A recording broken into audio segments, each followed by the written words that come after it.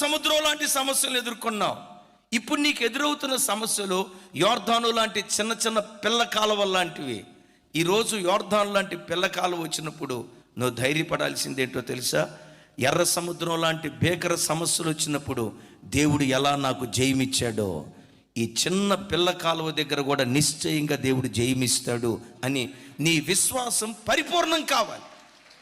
ఎప్పుడు సమస్య వచ్చినా అయ్యో సమస్య వచ్చింది, ఈ సమస్యలను ముంచేస్తాయి, ఈ సమస్యలను ఆర్పేస్తాయి, నా కుటుంబ గౌరవాన్ని ప్రతిష్టను దిగజారుస్తాయి అని ప్రతిదానికి నువ్వు భయపడుకో.